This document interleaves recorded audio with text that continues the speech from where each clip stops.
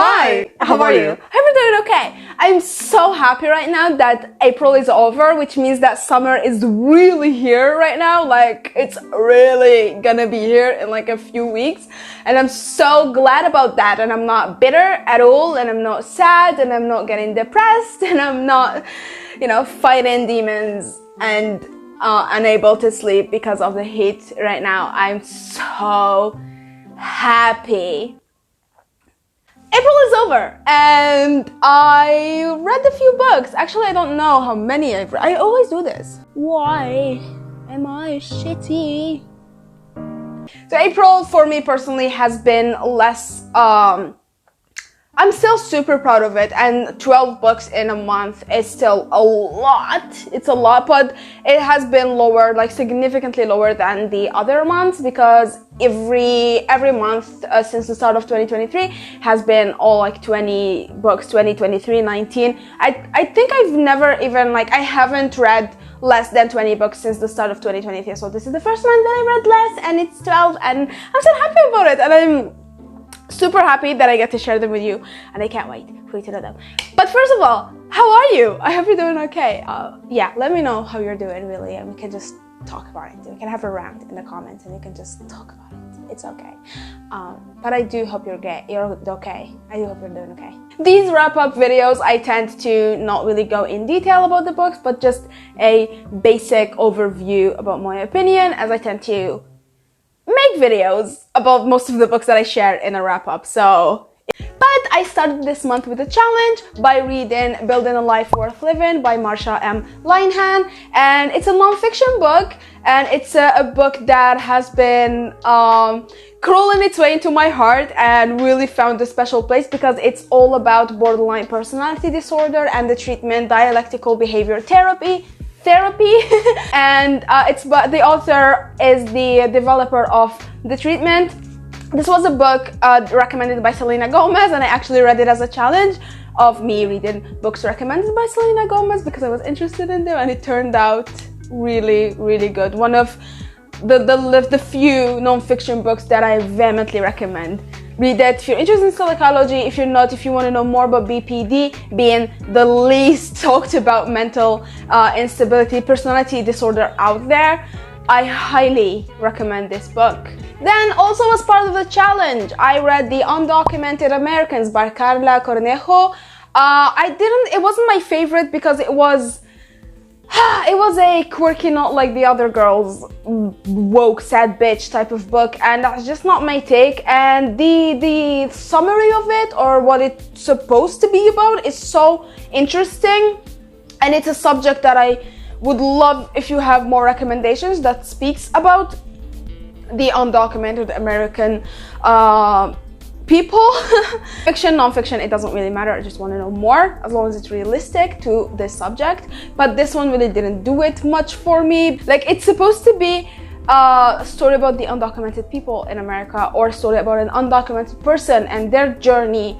And it's supposed to be this heartfelt, really, really, dramatic, really emotional thing, but it wasn't like that. It ended up being actually very cringy and loosely done in places. I hate that fucking word. Loosely done in places and then done better in other places. Plus, it had this thing where it sort of stayed in a weird limbo state in between wanting to be a memoir, but also wanting this to be more broad and talking about other people, as the author herself would talk about other people, but then like 2 pages after it, she would literally deviate and make it into a memoir. And it's just, also there was some hateful comments in there that just gave me the icks.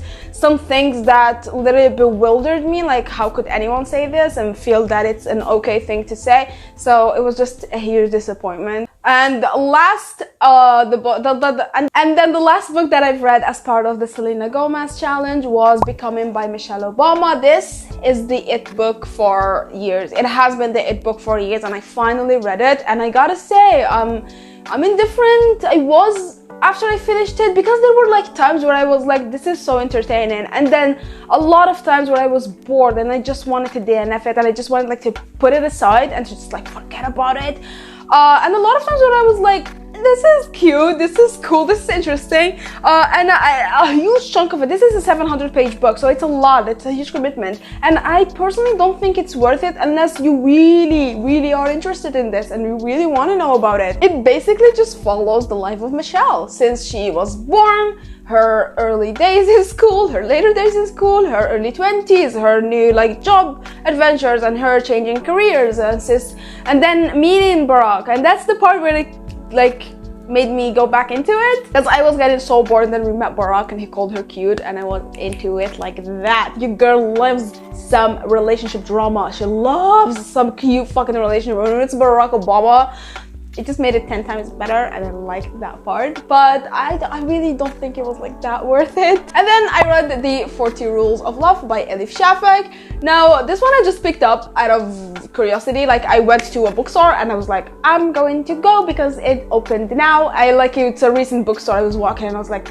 there's a bookstore there, I have to go. So I went and I legit bought the cheapest book I could find because I had no money to buy books. Like, I wasn't supposed to buy books, so I didn't carry with me anything. Just needed to buy like a baguette and a croissant and stuff, like just groceries and breakfast stuff, and I didn't. I bought a book, and yeah, it ended up being this book, and I read it and finished it, and it's a two-starter for, it just was okay. It wasn't necessarily bad, it wasn't poorly done, on the contrary, it was really well done. It was a book within a book sort of. It's following Ellie, who is working as an editor or a proofreader for a publishing company, and she ends up reading a book for her company, and we read the book with her, and the book follows Shams of Tabriz, the person who befriended, the Sufi person who befriended Rumi, and Rumi is one of my favorite poets. So when I heard that, when I read that summary, that part of the summary, I got super excited, and then I was disappointed. I loved the Ella present chapters, and at first I liked the book within the book. I really it's an interesting book, but the main character we follow, Shams, is annoying, and it just, when I finished it, I was so relieved that this isn't like a real person that I'm like talking to, that I met, because I just wanted to he annoys me. He just annoys me. There's this thing that he does that just like irks me the wrong way. Like, people be talking to him, right? And then he talks and listens to them, and then he's like, he gives them like examples and like metaphors, and that tells them stories, like religious stories and stuff, and I'm just like, shut the fuck up. I just wanted to literally like shut up, just shut the fuck, like, there's this beggar, right? And we didn't even get enough from the beggar. He was like one of the most, he had leprosy, he was dying, people were fearing him, children would cross the street when they see him. He was one of the most interesting characters that we had in the fucking book within the book. The book within the book is called Sweet Blasphemy, I think. It was one of the best characters. And then it just ended, and we never went back to him. We don't know if he died, we don't know how, well, he died from leprosy, obviously, but we don't know like what happened. We don't know, we just talked about him a little bit, and there's a lot of side characters, like 20 or something. There's like a lot of side characters, and they're all different, and they're all super well done, but really, it opens your mind a little bit when it comes to a lot of things about what it means to be human, what it means to be a woman in a certain place, what it means to be a man in a certain place, what it means to be a man in a status, and a man in a different status, and a woman in a status, and a man in a different status, and how the woman's status is, even though different between them, they're still the same look from the POV of certain men. Like, it's just a lot of interesting things, but they were overshadowed by the fucking main character, Shams. I don't like him. Like, there's this leper, like leprosy. His arms, his legs were falling off, his dick was falling off, his nipples were falling off, his teeth fell off, his face was falling off, literally he was falling off, like legit falling. So he would walk and pieces of skin would fall off him. And then he met Shams and he would tell them stories like, bitch, do you think I want to hear this shit? Do you, like, I get why everyone in the fucking tribe wanted to kill you. I get why everyone in the tribe, minus like 2-3 people that you showed a miracle to or whatever, wanted to kill you. Plus there was a miracle, a little, like, he had books he convinced Rumi to get his father's beloved treasure, like most treasured poetry and storybooks and whatnot. He convinced him to go outside and take the books outside and to put them in a fountain where there's water, like to just dunk them, sink them in the water. And Rumi's wife was like, what is he doing? What's happening? Is he insane? Like, he treasures these books. And there's one time when he got mad at her, like, super misogynistically mad at her, that's not a word, super misogynistically mad at her, unnecessarily mad at her when she was dusting his fucking books. And I get it. I got mad at my mama when she was dusting my own books. I get it. Like, don't touch my shit, right? Yeah, we agreed to that. Cool, we moved past it, whatever. And then he let this motherfucker put the fucking books in the fucking water. And his wife was, what the fuck is happening? And I was like, what the fuck is happening? He's insane. He's ensorcelled. He's bewitched. He's been bewitched. He's been ensorcelled. It's gone. It's black magic. It's black magic down with the Antichrist. I believed it. And then he pulled them out of the water. And guess what? They were dry. And guess what? Did we ever go back to that point? No, the fuck we didn't. Did we ever get an explanation? No, the fuck we didn't. Did anyone talk about it after? No, the fuck they didn't. Did Rumi explain? No. Did his wife ask? No. Did Shams explain? No. I want to know. It's the most interesting thing that this man has ever done since he started this fucking book. It's the most interesting thing that he has ever said, that he has ever actioned. It's the most interesting action that he's ever actioned, that we don't get an explanation. We just get fucking pretentious stories. Fuck you. No. Anyways, I didn't like the book that much. I liked the book, I didn't like the character. Okay, and then I read 3 books as also part of not really a challenge, it was to celebrate Syria's Independence Day, because the girl is Arab and she gotta represent a little bit. 3 books by 3 Syrian authors. I started with Nizar Qabbani's collection of Arabian love poems, and this bitch was a 5 out of 5. I said this before, I'm gonna say it again, I'm gonna say it for the entirety of my life. I will never go back with this writing. No one does love poems like Arab people. I don't care. Is she biased? Yeah. Does she care? No, it's the truth. It's a fact. The more I read, the more I'm convinced that even like the most beautiful of poems about love, it doesn't compare. Then I read Death is Hard Work by Khalid Khalifa, and it's a story about 3 siblings trying to move their father's cadaver from one state to a different state, which is a journey that takes about 4 days in the middle of Syria's war. And it is a very emotional, sentimental, and eye-opening story, and I really loved it. I loved the journey. It's devastating. Shit, man, it's unique as fuck. It had a lot to it, and the one perspective that still like haunts me is the perspective of the soldiers that were seeing the man being transferred, the dead man being transferred, and the kids, how they tried so hard. It was highly recommend. Then I read a non-fiction book, In Defense of Madness by Mamdouh Hadwan, and loved it. I didn't expect to like it. It was a little pretentious sometimes, but in the best way possible. Like, it did it in a good way. It was charming, and really I didn't really have much, like a lot of expectations to it, because again, non-fiction, but I ended up really liking it. If you can find a translation that works for you, highly recommend. Then I read Break the Glass by author Jack Whitney. So this story follows a hunter who's a ghost hunter who basically hunts the sort of mythical-esque type of ghosts that we know about, including Bloody Mary or Scarlet Mary, the Mary that comes out of the mirror Mary, Bloody Mary. Yeah, and he goes to hunt her, and ooh, stuff happens. It's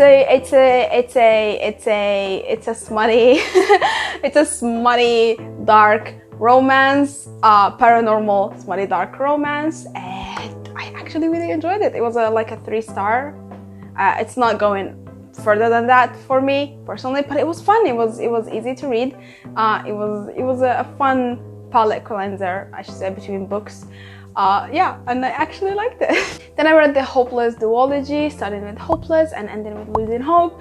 And what do you know? I liked it. I liked it. After a while of only reading shitty Colleen Hoover books, I'm losing my fucking mind and thinking that this lady is on crack and there's no way in hell anyone would actually like the shit that she writes and everyone must be on crack. I don't mean that, by the way. Her writing is easy and it's easy to get so much hype around it because it's easy writing. So I don't mean what I said. Okay? Okay. I picked up the Hopeless series and I like it. So the Hopeless series follows Sky and Holden. The Hopeless one is from Sky's perspective, and then the Losing Hope is Holden's perspective, basically repeating what happened, but more of him. There were necessary stuff that, not really necessary, but we'd like to know them, and there were a little bit of add-ins, but I don't think the add-ons in Losing Hope were that necessary that you have to read it. I definitely recommend, I definitely think you can read Hopeless on its own, but Losing Hope was a fun add-in. Really didn't take from the story, didn't add to it much. It was just there if you wanted more of it. And I ended up liking both of them. I loved Hopeless and I liked Losing Hope. Then I finished the month with an impromptu book. I don't remember how I got it, but it is The Curious Curse of Fairywood Falls. It's the second in a very long series called Mountain Magic Mysteries. It was so good. It's a 4.5 stars. Finished it this morning. It's the legit ending of the month. So wholesome, so easy, so good. Following a main character called Mariana, who is a fairy, but not like done in any other book at all.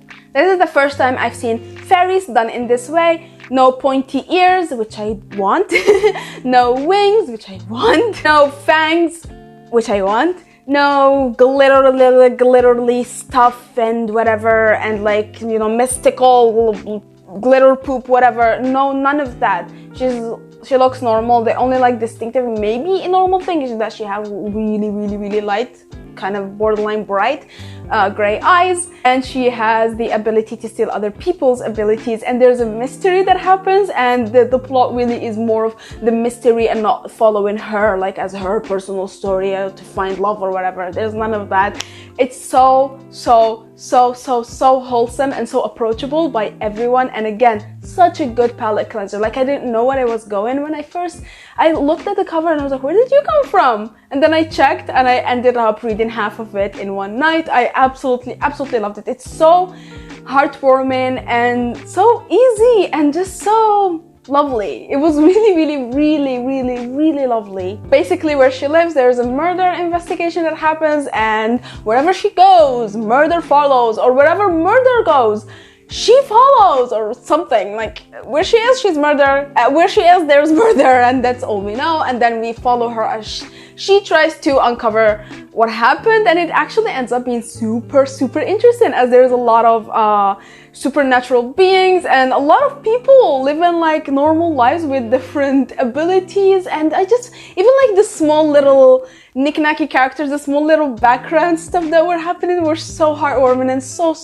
cute. This entire experience with this book was just wholesome. It was a comfort book. Definitely I'm gonna check out the entire series. There was a lot of them, and this isn't even the first one in it, and I will definitely read more of it. It has been day 12? How much did I read?